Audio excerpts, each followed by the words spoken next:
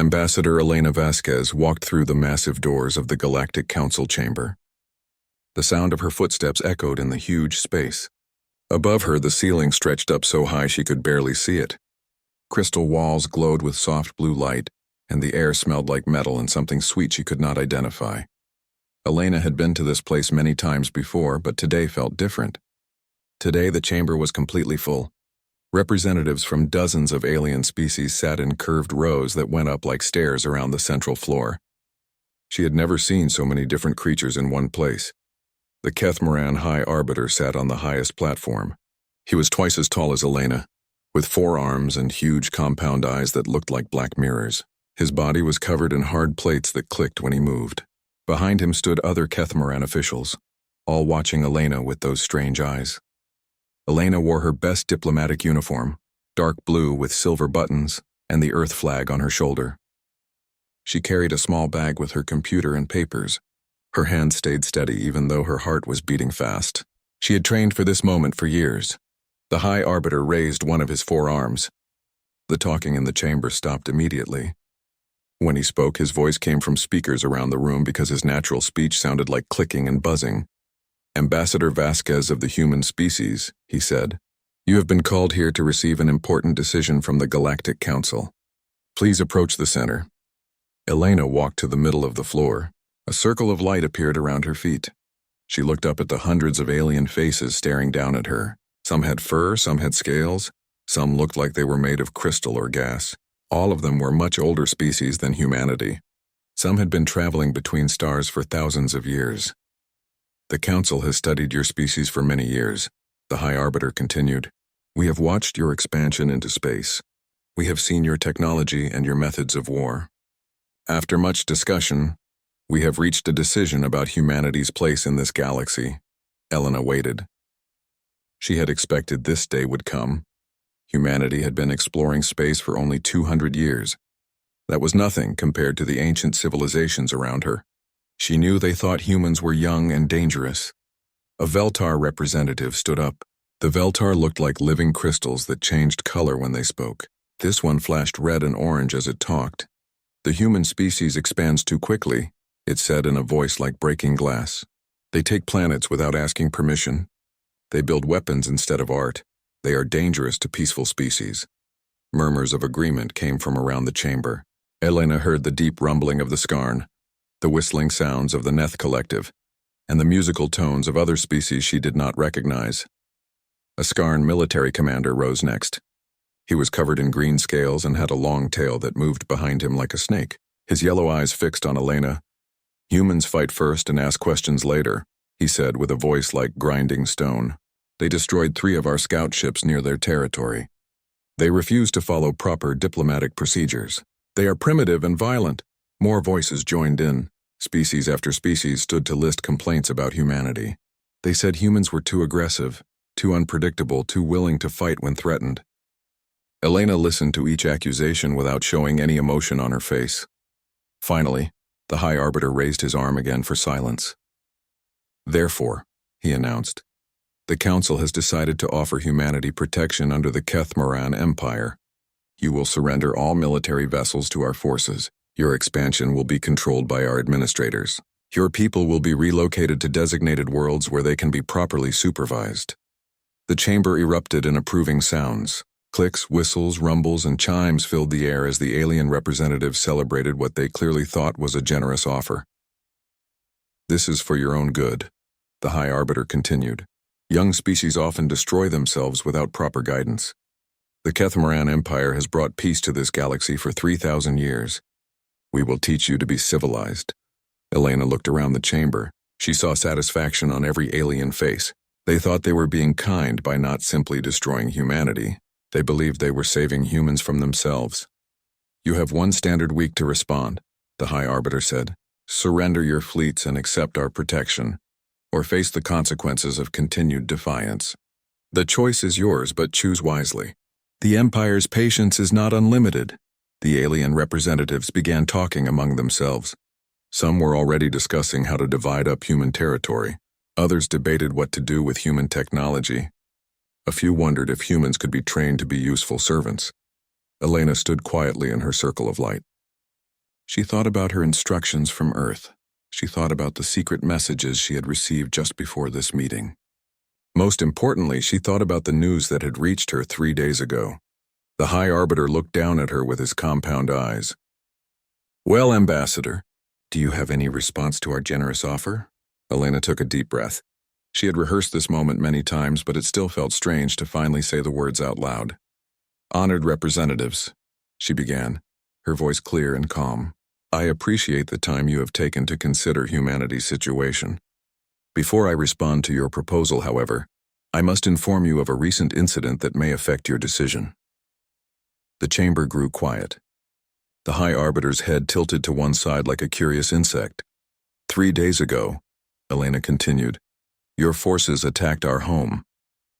The silence that followed was complete. Elena could hear the soft hum of the building's air systems and the distant sound of machinery.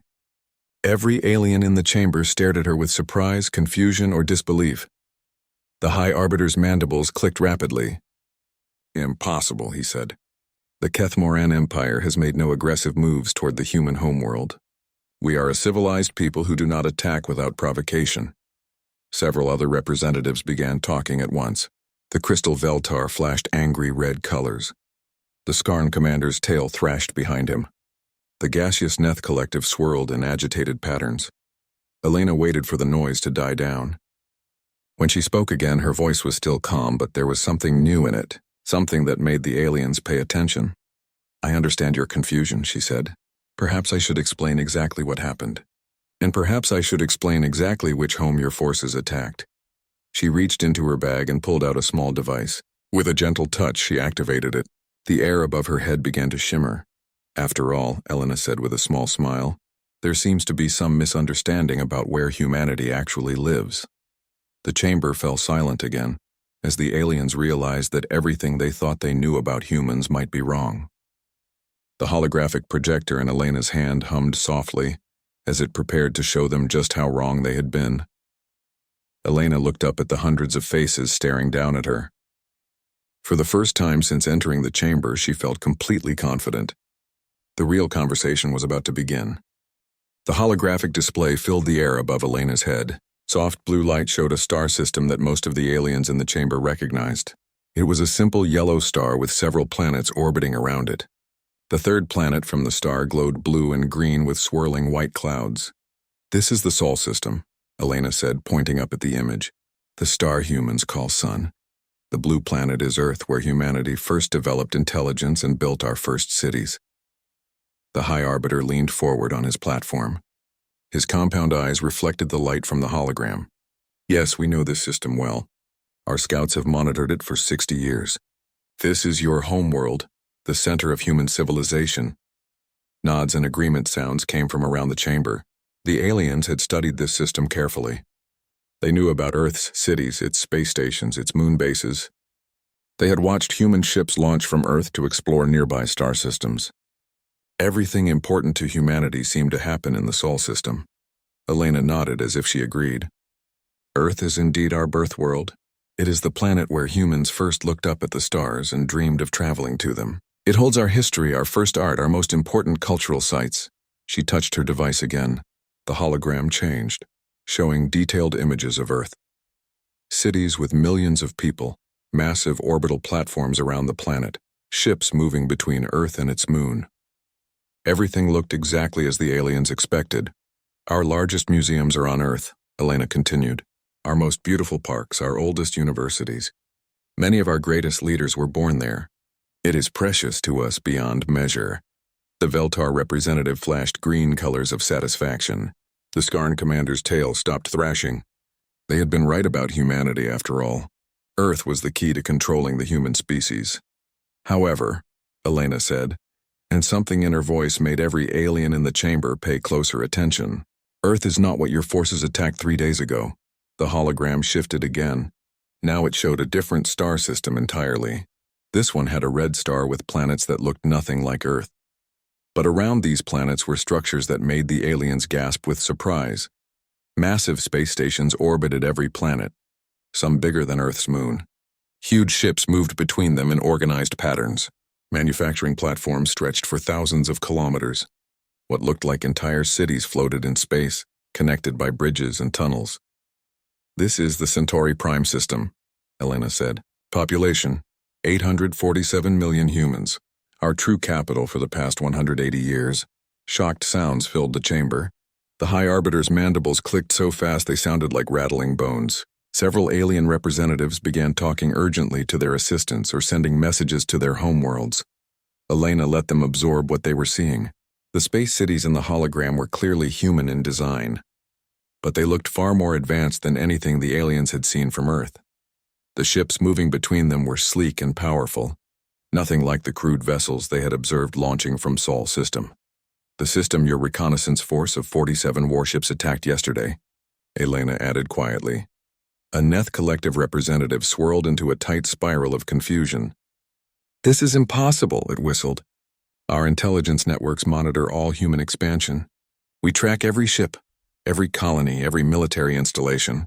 How could a civilization of this size exist without our knowledge?" Elena smiled for the first time since entering the chamber. It was not a pleasant smile. "That is an excellent question. Perhaps your intelligence networks are not as thorough as you believed."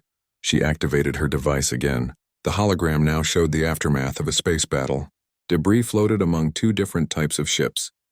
The aliens could easily recognize the wreckage of Kethmaran vessels, twisted metal and broken crystal that had once been proud warships. Around the wreckage, human ships floated undamaged. But these were not the simple metal boxes the aliens expected from human technology. These ships were smooth and angular, covered in what looked like advanced armor. Energy weapons glowed along their hulls, and they moved with grace that suggested artificial gravity and inertial dampers. "Your commanders were surprised," Elena said, "when our primitive vessels began returning fire with antimatter torpedoes and gravitational pulse weapons." The Skarn military commander stood up so quickly, his chair fell over behind him. "Antimatter weapons? Gravitational manipulation? Humans do not possess such technology." Elena's smile widened. "We didn't 60 years ago, but we have been very busy since then." The hologram showed more details of the battle, Kethmaran ships firing their energy weapons at human vessels, only to see the beams bounce harmlessly off advanced shielding. Human ships moving in ways that defied normal physics, appearing and disappearing as if they could teleport short distances. "Your forces were even more surprised," Elena continued, "when our ships proved capable of faster-than-light combat maneuvers." The chamber erupted in panicked voices. Species began demanding explanations from each other. How had their intelligence failed so completely? How long had humans possessed such advanced technology? Most importantly, how many other human systems were hiding out there? The High Arbiter stood up from his throne, all four of his arms spread wide in a gesture of authority. "Silence," he commanded. The chamber immediately went quiet. He stared down at Elena with his compound eyes. When he spoke, his voice carried a tremor that had not been there before. "How is this possible? We have watched your species for decades. We know your capabilities. We know your limitations," Elena nodded sympathetically. "You have indeed been watching us very carefully. Every human settlement in Sol system, every ship that launches from Earth, every transmission we send through normal space channels.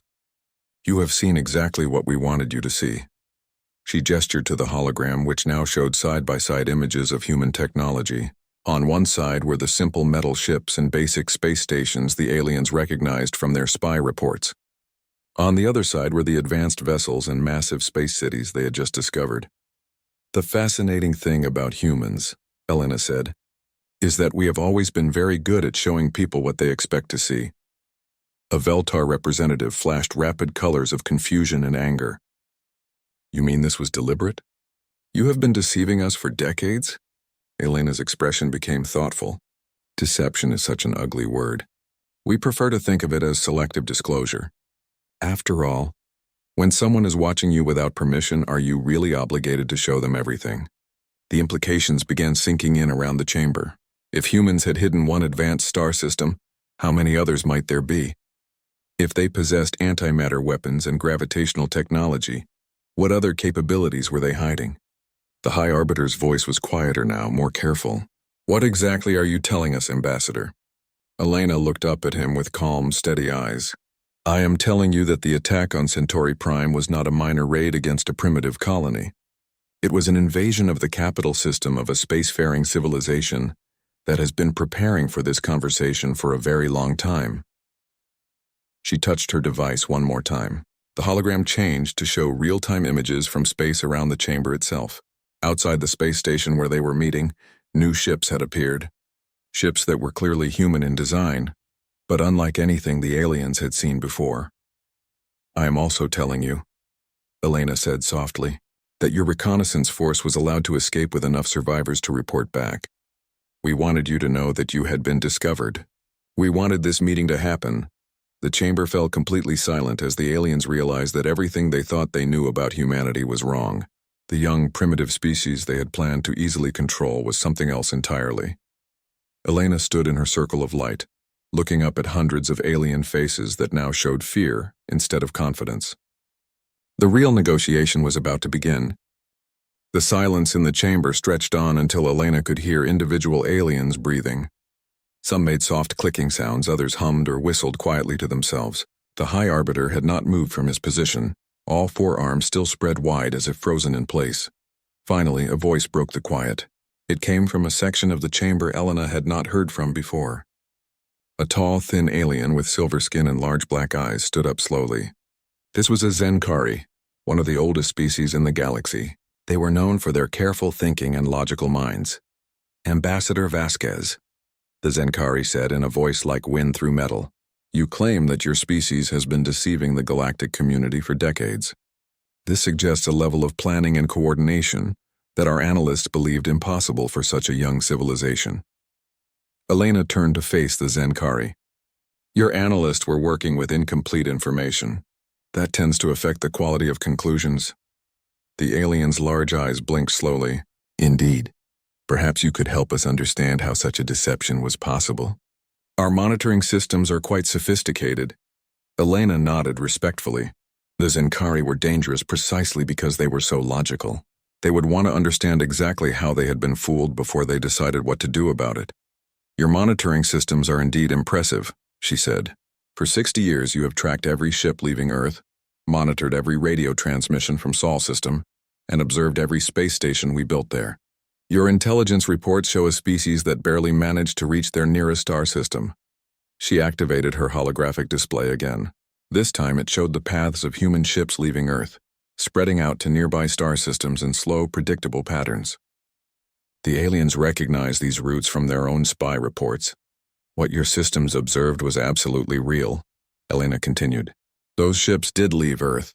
Those colonies were established exactly where your scouts reported them. Those transmissions were sent exactly as your monitors recorded them."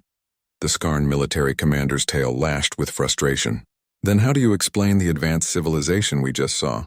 How do you explain technology that should have taken centuries to develop?" Elena smiled again, and this time there was something almost playful in her expression. "Commander, may I ask you a question? When you want to hide something valuable, do you bury it in a secret location, or do you put it in plain sight disguised as something worthless?" The reptilian alien's yellow eyes narrowed. "What does that have to do with anything?" "Everything," Elena said. "You see, every ship you tracked leaving Earth was real, but you never tracked all the ships that left Earth. The hologram changed to show the same ship routes, but now additional paths appeared in different colors. These new routes went in completely different directions, toward star systems the aliens had never associated with human expansion. The ships you observed were our public face," Elena explained. "Scientists, diplomats, traders, explorers, real people doing real work, establishing the colonies your scouts found. But for every ship you tracked, 2 others left by routes you were not monitoring." A Veltar representative flashed angry red colors. "Impossible. We monitor all space around Sol system. No ships could leave without detection." Elena's playful smile became wider. "You monitor all normal space around Sol system. You track ships using conventional faster-than-light drives. But what if some ships left using different methods entirely?" The hologram now showed cutaway views of seemingly normal cargo ships. Hidden inside their hulls were much smaller vessels with technology the aliens had never seen before. As they watched, these hidden ships separated from their carriers and simply vanished. "Dimensional folding," Elena said casually. "We learned the basics from some wreckage we found near Jupiter about 40 years ago. It took us a while to figure out how it worked, but eventually we managed to improve on the original design. The chamber erupted in shocked voices. Dimensional folding was theoretical technology that even the most advanced species had never successfully developed. The mathematics alone required computing power beyond what most civilizations possessed. The High Arbiter leaned forward urgently. What wreckage? No ships have been lost in Sol System. Elena nodded thoughtfully. Not lost exactly. More like abandoned after unsuccessful pirate raids. Amazing how many different species have had minor accidents near Earth over the years. Always small groups, always with experimental technology. Always claiming their weapons misfired accidentally. She gestured to the hologram, which now showed a timeline of incidents. Small alien ships approaching Earth, engaging human vessels and being destroyed or driven off. Each incident was marked with the technology humans had recovered afterward. The Kzinti taught us about antimatter containment when they tried to raid our asteroid mining platforms. The Braktar showed us gravitational manipulation when they attacked one of our research stations. The Hiveka demonstrated quantum tunneling when they attempted to steal our computer systems. Each species she named was represented somewhere in the chamber. As she spoke, Elena could see alien representatives looking uncomfortable or angry as they realized their own technology had contributed to human advancement. The Zenkari speaker stood up again. You are saying that your species advanced by studying the weapons of those who attacked you? Not just the weapons, Elena said. Everything. Computer systems, life support technology, faster-than-light communications, artificial gravity, energy shields. Every species that decided to test these primitive humans ended up teaching us something new. The hologram showed human scientists working in laboratories, reverse engineering alien technology. But instead of simply copying what they found, the humans were improving it, combining techniques from different species to create entirely new systems. The wonderful thing about being underestimated, Elena continued, is that people tend to use their best technology against you because they think you can't learn from it. They never consider that you might be smart enough to figure out how it works and make it better. A new voice spoke from the highest tier of seats. It was deep and rumbling like distant thunder. The speaker was a Kethmoran elder, even larger than the High Arbiter, with scars covering his armored plates. You speak of decades of deception, the elder said. You speak of preparing for this meeting. What exactly have you been preparing for, human? Elena looked up at the ancient alien, and for the first time her expression became completely serious. We have been preparing for the day when the galactic community decided we were too dangerous to exist independently. The day when you would demand our surrender or threaten our destruction. The chamber became very quiet again. Every alien present understood that such a day had indeed arrived. We studied your history, Elena continued. We learned about the 17 species that refused to join the Kethmoran Empire over the past 1,000 years. We noticed that most of them no longer exist. The High Arbiter's mandibles clicked nervously. Those species were given every opportunity to join peacefully. They chose conflict over cooperation. Elena nodded. Yes, I read the official reports. They were offered protection, just as you offered it to us today. When they refused, they were declared threats to galactic peace. Their military forces were destroyed for the greater good. She gestured to the hologram, which now showed the locations of dead civilizations throughout the galaxy. Empty star systems where advanced species had once lived, now nothing but asteroid fields and radiation. We decided that we did not want to join that list, Elena said simply, so we prepared. We hid our true capabilities. We built our real civilization in places you were not looking, and we waited. The Kethmoran elder leaned back in his seat. Waited for what? Elena's smile returned, but now it was cold and dangerous. For you to make the first move. For you to attack us so that everything that happens next can be called self-defense. Elena touched her device again, and the holographic display expanded to fill the entire chamber. Alien representatives found themselves surrounded by images of star systems they had never seen before. Hundreds of them, all showing signs of human habitation and advanced technology. Ladies, gentlemen, and honored beings of all classifications, Elena said, her voice carrying clearly through the vast space. Allow me to introduce you to the real human civilization. The images showed massive orbital cities around red giant stars, mining operations in asteroid belts that stretched across entire solar systems, and research stations hidden in the gravity wells of black holes. Each location was clearly marked with human symbols and crawling with activity. The High Arbiter stared at the display with all four arms trembling slightly. This is impossible. Our long-range scanners would have detected construction on this scale. Elena walked slowly around the circle of light, looking up at the aliens surrounding her. Your scanners are indeed powerful. They can detect energy signatures across dozens of light years, track the movement of large objects through space, and identify the chemical composition of distant planets. But they have one significant limitation. She stopped walking and looked directly at the High Arbiter. They only work in normal space-time. The hologram shifted to show cutaway views of what looked like empty space. But as the perspective changed, massive structures became visible, existing in dimensions that normal sensors could not detect. Parallel dimensional construction, Elena explained. We build our cities and factories in pocket universes that exist alongside normal space, but remain invisible to conventional detection methods. The technology is based on principles we learned from the Veltar 20 years ago. The crystal being she had mentioned flashed violent red and orange colors. Our dimensional research was classified.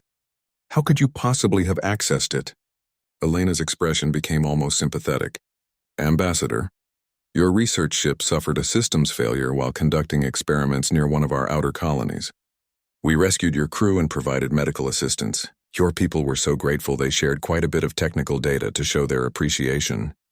The Veltar flashed even brighter colors of rage and embarrassment. Around the chamber, other species began muttering as they realized their own encounters with helpful humans might not have been coincidental. The fascinating thing about human nature, Elena continued, is our tendency to help others in distress. Over the years, we have assisted ships with navigation problems, provided emergency supplies to stranded crews, and offered technical support to expeditions with equipment failures. The hologram now showed a timeline of human rescue operations throughout the galaxy. Each incident appeared minor and humanitarian, but together they painted a picture of systematic intelligence gathering. Grateful beings often share information with their rescuers, Elena said. They want to repay kindness with knowledge. They never seem to consider that the emergencies they experienced might not have been entirely accidental. A Skarn intelligence officer stood up abruptly. You are claiming that humans deliberately caused equipment failures to steal technology?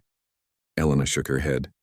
Not caused exactly, but when we detect a ship with experimental equipment entering space near our colonies, and that ship happens to develop problems with its quantum flux regulators, well, we are always ready to help. The implications were staggering. For decades, humans had been positioning themselves to rescue ships carrying advanced technology. They had gained the trust of alien crews, learned about cutting-edge research, and gradually assembled a complete picture of galactic scientific capabilities. But rescue operations only provided us with information, Elena continued. Actually acquiring physical samples required a different approach. The hologram changed to show what looked like battles between human ships and various alien vessels. But as the aliens watched more carefully, they realized these were not random encounters. Pirates are a constant problem in galactic space, Elena said conversationally.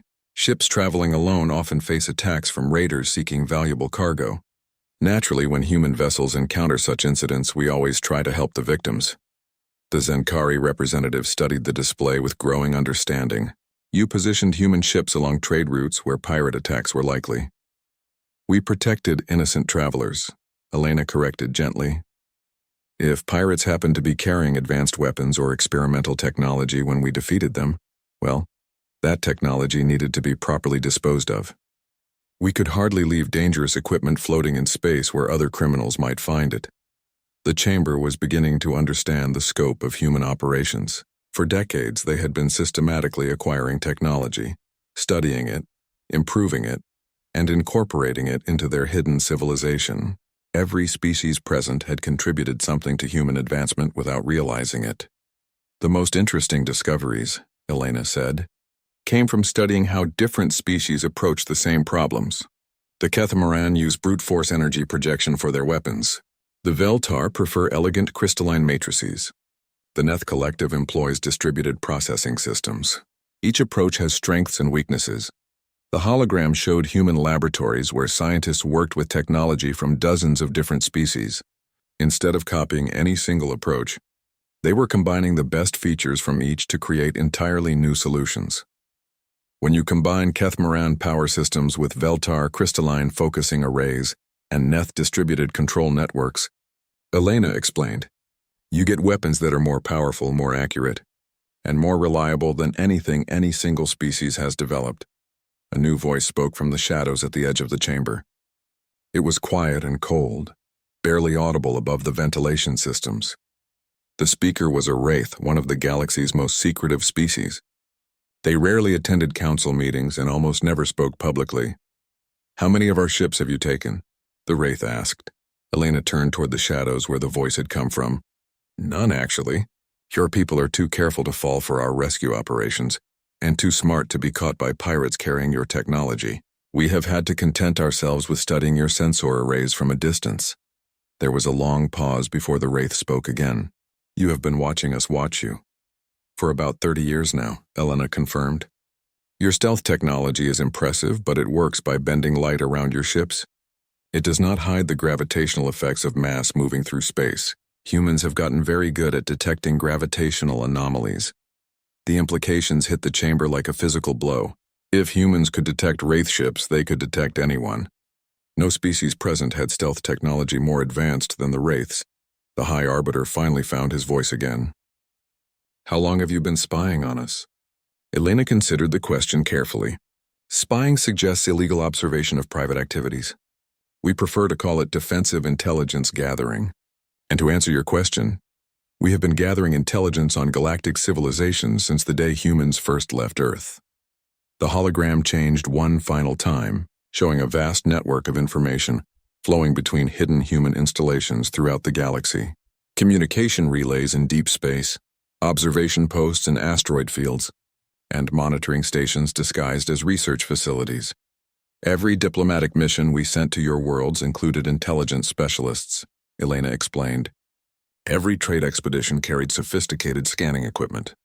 Every cultural exchange program involved detailed studies of your technology and social systems. She looked around the chamber, meeting the eyes of representatives from dozens of species. While you were deciding whether primitive humans were worth your attention, we were learning everything we could about you. Your strengths, your weaknesses, your history, your politics, and most importantly, your technology. The Kethmaran elder leaned forward in his seat. What do you want from us? Elena smiled, and for the first time since entering the chamber, it was a genuinely warm expression. The same thing we have always wanted. To survive, to grow, and to explore the universe in peace. The difference is that now we are negotiating from a position of strength. The chamber fell silent as the aliens realized that everything had changed. The young species they had planned to control was actually an advanced civilization that had been studying and preparing for this moment for decades. The question now was what humanity intended to do with their advantage. Elena reached into her bag and pulled out a second device. This one was larger and more complex than her holographic projector. As she activated it, new images began appearing around the chamber. But these were not recordings or historical data. These were live feeds from across the galaxy. I believe some of you may be receiving urgent communications from your homeworlds right about now, Elena said calmly. Around the chamber, alien representatives were indeed checking their personal communication devices. Messages were coming in from military commanders, intelligence chiefs, and government leaders. The content of these messages was causing visible distress among the delegates. The High Arbiter stood up quickly. What is the meaning of this? Elena gestured to the live images surrounding them. At this exact moment, human fleets are emerging from dimensional fold space in the outer systems of every major civilization represented in this chamber. They are not attacking, not threatening, simply arriving. The images showed massive human ships appearing near alien homeworlds, sleek vessels that dwarfed anything the galactic community had seen before, armed with weapons that glowed with barely contained energy. They hung in space like silent metal monuments, clearly visible to planetary sensors but making no aggressive moves. 347 star systems, Elena continued. Every major population center, every military base, every industrial complex that matters to galactic civilization. We wanted to ensure that this conversation takes place without any misunderstandings about our current capabilities. The Skarn military commander was frantically reading messages on his device. His scaled face had turned a pale green color. My admiral reports 50 human warships in our home system. 50! Where did they come from? Elena consulted her own device. Dimensional fold points approximately 14 light-years from your star. The ships have been waiting there for 6 months, ready to deploy when needed. We have similar staging areas near every system we considered strategically important. The implications were staggering. Humans had not just built a hidden civilization. They had positioned fleets within striking distance of every major alien world, without anyone detecting them. The level of planning and coordination required was beyond what most species thought possible. A Veltar representative flashed rapid colors of panic. "This is an act of war. You have invaded our space." Elena shook her head. "We have entered international space near your territorial boundaries. According to galactic law, any species has the right to navigate freely through regions not claimed by specific governments. We are simply exercising that right with a larger number of ships than usual." The Zenkari speaker studied the display with his logical mind working quickly. "You are demonstrating that you could attack any of our worlds whenever you choose, while maintaining legal justification for your presence." "Exactly," Elena said with approval. "We learned a great deal about galactic law during our diplomatic missions. It is a complex but fascinating system that provides many opportunities for creative interpretation." The High Arbiter's compound eyes were focused intently on Elena. "What do you want? If this is not an attack, what are you trying to achieve?" Elena walked back to the center of her circle of light. "I want to renegotiate humanity's relationship with the galactic community. The terms you offered earlier are no longer acceptable." She activated her holographic display again. This time it showed a formal document with text in dozens of different alien languages. "Here are humanity's proposals for peaceful coexistence." The aliens leaned forward to read the document. What they saw made many of them recoil in shock. "Full recognition of human territorial sovereignty over our established systems," Elena read aloud.